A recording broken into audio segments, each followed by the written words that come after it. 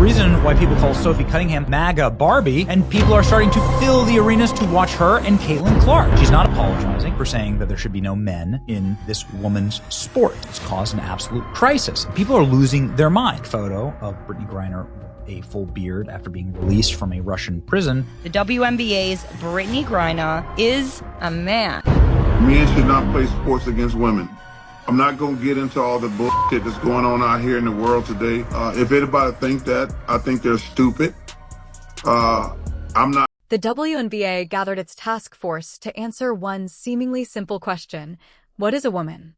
And somehow, after all that discussion, they still could not give an answer. Think about that. The defending champions of a league that has existed for 30 years. An organization with a 409-page collective bargaining agreement. Yet when it comes to eligibility, there is just one sentence. Only women are eligible to play in the WNBA. But what exactly defines a woman? There is no definition. No criteria for biological sex, no hormone requirements, no physical standards, nothing clearly written. And then came the moment nobody expected. Benny Johnson, one of America's fastest-growing conservative media voices, followed by millions across multiple platforms, stepped toward a microphone and asked the question the WNBA task force itself could not answer.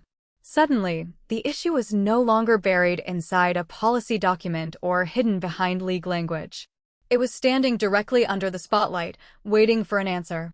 And that is where the story took its sharpest turn. Griner, who I can't stand, sad that she's a Baylor grad. She called her a trash, expletive white girl. That was the lip reading. Yes, trash, white. Then came the question that stopped everything. Is there a man in the WNBA? And suddenly, the league that had dismissed the entire debate as nothing more than bad faith and a publicity stunt was standing face to face with the question. Yet somehow, there was no answer. Cunningham, otherwise known as MAGA Barbie in the WNBA, is a superstar player. She's one of the most famous female athletes in the world because she stood up for women in women's sports, saying only biological women should be allowed to play in the WNBA.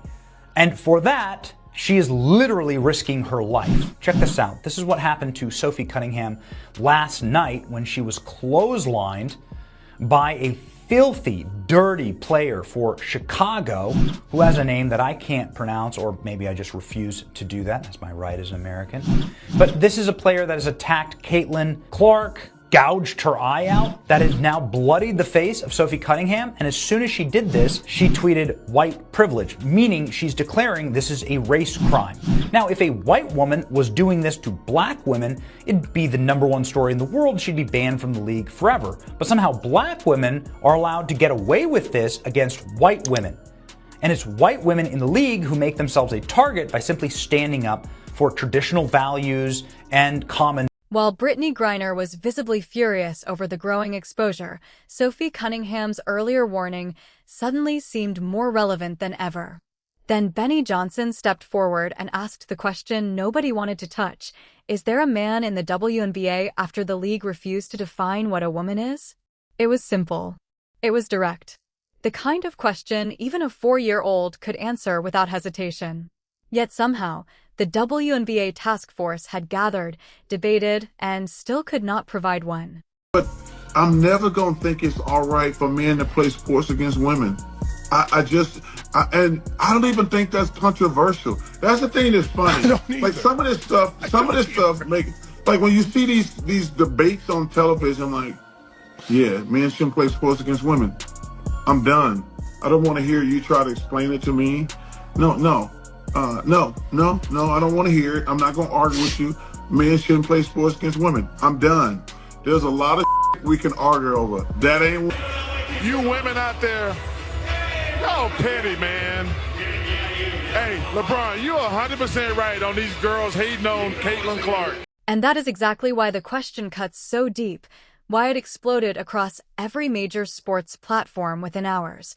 Because the WNBA's own documented failure to define its eligibility rules left the league unable to answer its own question. The WNBA CBA states that only players who are women are eligible to play.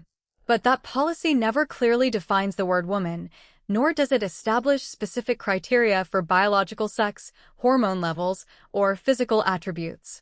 And suddenly, what looked like a simple question became something much bigger, exposing a gap buried inside the league's own rules. We were made to cover up our XXXY shirts at this game. Wait, are you serious? Yes. They gave us shirts. They gave us T-shirts during overtime and told us we had to leave. And this is for the girls. Or cover our shirts up. This just happened.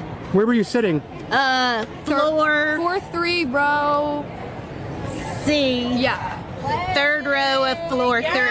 And how much were your seats? $1,000 each around. Yeah, and we did nothing. Like we were just sitting there. I didn't make signs. I wanted to make signs, but I didn't. I did nothing. They made us put our shirts on. I did notice during the game on the Jumbotron, they put up a woman wearing a shirt that said protect trans rights or something. She was the one who told on because she was made to zip up her jacket. So she also had to zip up her jacket? But I think that's, I don't But that's bullshit too. She shouldn't have to. But they put her shirt on the Jumbotron. I know. It's almost like the message was made and they said now zip it up to make it seem like they're consistent. Yeah. But they never were. Yeah.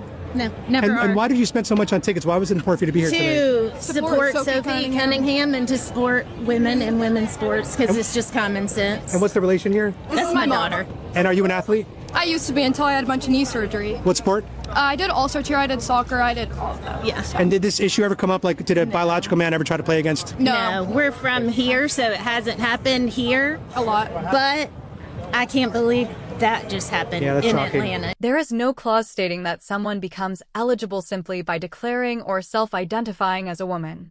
So Benny Johnson asked the question, the WNBA's task force gathered, and somehow, they still could not define female. The task force met specifically to address that definition, yet publicly, it produced nothing definitive. And while the WNBA's rhetorical defense, dismissing the question as bad faith and a stunt, might work inside a carefully crafted public relations statement, that argument may not offer much protection when the spotlight shifts toward a courtroom. A woman decided to stand up for women and female spaces. And that woman is now getting lambasted by other women because she doesn't support transgender people in female spaces. Sophie Cunningham, who many of you will probably know from this video, recently got herself in hot water because she had the audacity to say that women and girls should be protected. If this ever reaches a federal courtroom, the stakes suddenly become much bigger because the outcome could create a major legal precedent with consequences far beyond one league. The WNBA dismissed Enes Kanter Freedom and Royce White's declarations as a stunt, labeled the entire challenge bad faith, yet still cannot clearly explain what a woman is within its own league. That contradiction is impossible to ignore. Benny Johnson did not create this problem. He simply asked the question. The WNBA created the problem by refusing to provide the answer. I do think that there is a thing called pretty privilege. There is a thing called white privilege. There is a thing called tall privilege. And we have to acknowledge that. And so part of it is about race, because if you think about the Brittney Griners of the world, you know, why did she have to go to play in Russia? They wouldn't pay her. Because they wouldn't pay her. Because they wouldn't pay. Not because You know, but I'm rooting for Caitlin because I've been in that seat before. I've walked that road before. I hope she kills. I hope Aaliyah Boston does amazing. And we have grown-ass men and women out here doing whatever they can to try to make sure that does not happen. That is the weirdest thing in the world, but it is what it is, and I'm glad that Caitlin has a great head on her shoulder. Here's the context that mainstream WNBA coverage has been carefully dancing around for weeks. Brittney Griner stands at 6 feet 9 inches, making her one of the league's most physically imposing players, while her name has become central to the biological questions being raised publicly about the WNBA's failure to clearly define its own eligibility rules. 400th plus in the world competing as a male. Transitions to female, and he was number 1. If we're gonna act like transitioning from male to female doesn't involve an advantage For that trans athlete, I have nothing to say to you. You're not exercising common sense. Cunningham. She is the player who has increasingly been portrayed as a symbol by the WNBA's progressive faction in its response to Sophie Cunningham's controversial comments, turning an already heated debate into an even bigger cultural battle. Should biological men play in the WNBA? The answer should be no. That should be the answer from everybody. Should biological people that were born men play in the WNBA? No. Full stop.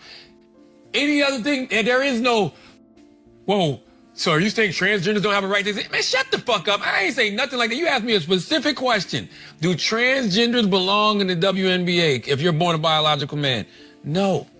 Okay? The player whose pregame meme recreation with Cunningham was transformed into a political statement by media outlets that seemed determined to see something deeper in the moment. And now, Benny Johnson is asking the question that the WNBA's own failure to clearly define what a woman is has made almost impossible to avoid. I have two little girls who play sports, who play soccer. They're young, and I see how much hard work they put into their sport. And only to have a boy or a man who they're biologically built different to come in and just play better and take your spot. Look, if you want to play in a trans league, go ahead, but not in girls' sports. Don't try to erase women and girls. Not because of hatred, not because of bigotry, but because when a league reaches 30 years of existence without clearly defining its own eligibility terms, it creates the very questions its players and critics will inevitably raise, questions that a clear, transparent policy could have prevented from the beginning. This is something the president feels strongly about as well, and the American people do too, that men should not be playing in women's sports. It's completely ludicrous that anyone could support that. It's even more ludicrous that you do have Sophia Cunningham, a female athlete herself, very accomplished in her own right, coming forth and speaking that truth that men shouldn't play in women's. Cunningham said her goal was to protect young girls in sports, insisting that biological men should not compete against biological women, a position she framed not as an attack, but as a demand for clearer boundaries and protection in women's competition. Want to protect women and girls, and the backlash she is receiving from Democrats and left-wing figures across the country is astonishing. They are clearly very out of touch with the American public on this issue, which again is an 80-20 issue. It's common sense. It's rooted in basic biological fact that men should not be competing against women on playing fields across the country. She said everyone is welcome at her table, yet the league she plays in still cannot clearly define what a woman is. And that contradiction is exactly what makes her message hit harder, because beneath all the noise, Sophie Cunningham believed she was right. Really, what we're attacking women. We're saying you look Megan, like no this one's as a attacking woman. women. No one's attacking women. If you were born with a dangling, we don't want you to compete with girls. That's all it is. And the WNBA's task force meeting, which ultimately produced no clear public definition, only made the controversy louder. The league dismissed the transgender debate as a bad faith argument and insisted that it has no eligibility issues. But that claim raises the very question at the heart of the entire controversy.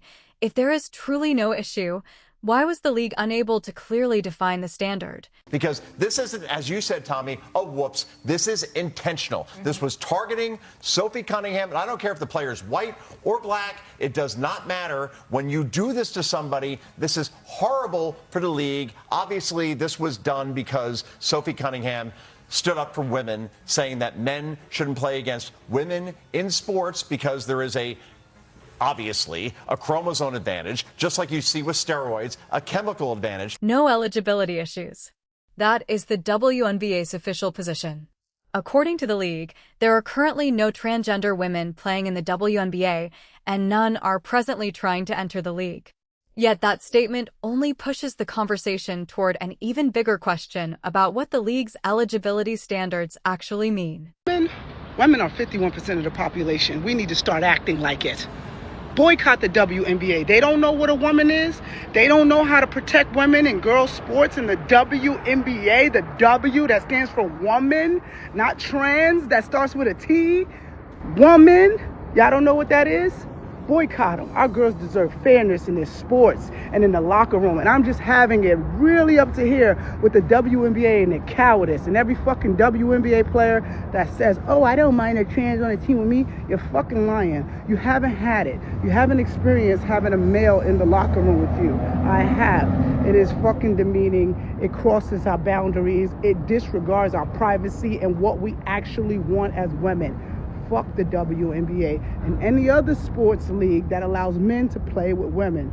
Boycott them. There has never been a transgender woman, meaning a person assigned male at birth who later transitions to align with their gender identity, listed on a WNBA roster.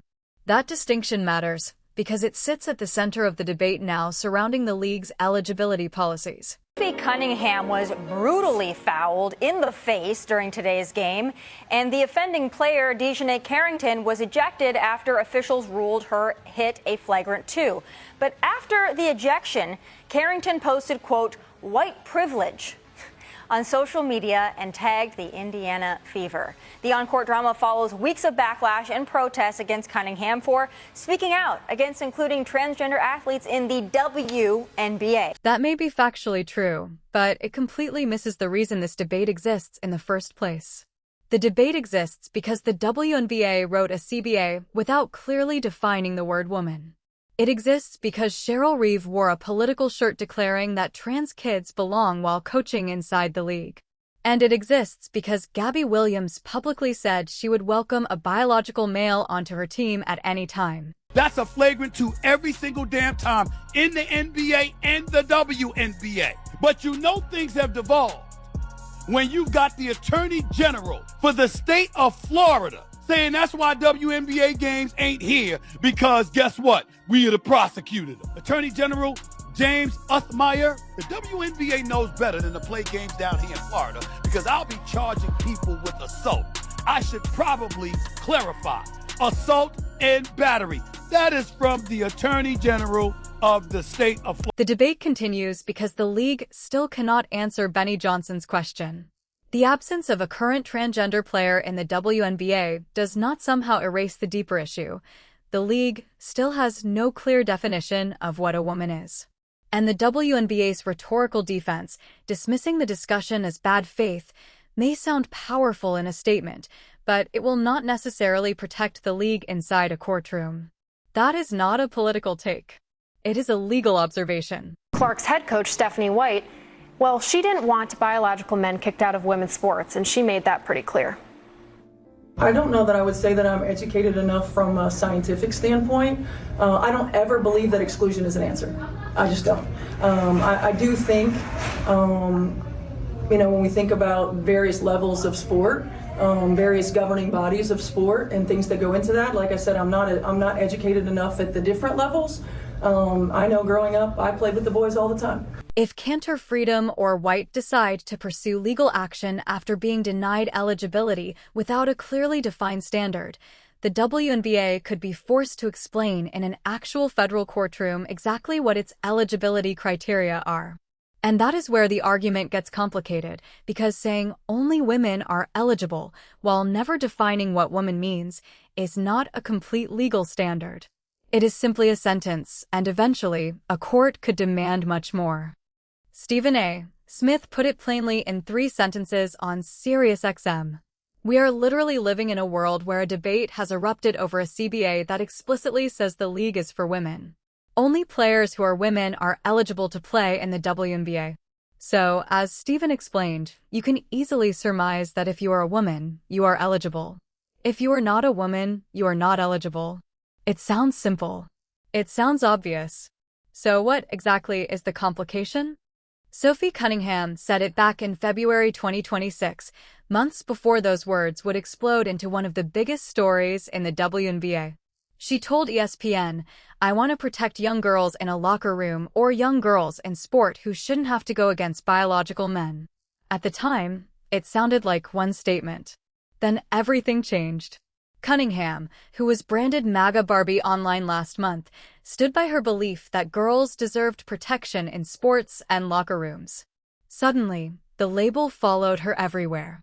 She was called MAGA Barbie, clotheslined on a breakaway, had white privilege posted at her from a locker room, watched protests form outside her games, and even saw a coach wear a political shirt specifically when facing her team. Every moment seemed designed to push her backward. But instead of retreating, Cunningham kept walking straight into the storm. Through every insult, every protest, and every attempt to turn her words against her, she repeated the same message. I said what I said. Then the WNBA held a task force meeting to define what a woman is, and after all that discussion, still could not answer it. Then Benny Johnson stepped in with a question the task force could not answer. And Brittney Griner was left watching the league she plays for get exposed in real time, not by outsiders, but by its own inability to clearly explain its basic eligibility rules. Sophie Cunningham had said she wanted to protect young girls in sport. Then the WNBA task force met, and the question became impossible to answer. What exactly defines a girl? That was the twist. Cunningham had spoken months earlier, while the fans were already watching. The league held its meeting, yet the answer remained missing. Cunningham said protect girls in sport and was allegedly clotheslined for it. Now the league still could not answer Benny Johnson's question. Fans noticed immediately. One posted that the WNBA called it bad faith and a stunt, despite having a 409-page CBA with no definition of what a woman is. Another wrote that Sophie said what she said, while the league had a task force that could not define female. Benny Johnson asked one question, and the debate became impossible to ignore. A third fan summed it up. The WNBA called Carter and White a stunt, then held a task force meeting to define what a woman is, and still could not do it. Sophie Cunningham said what the CBA already implied and was booed in 3 cities. Now the league faced a question that would not disappear. Was it defending the indefensible, or simply refusing to give the answer everyone wanted? And if the task force could not define the term after meeting to do exactly that, does that strengthen Cunningham's argument that women's sport needs clear biological eligibility standards to protect competitive integrity? Drop your thoughts in the comments.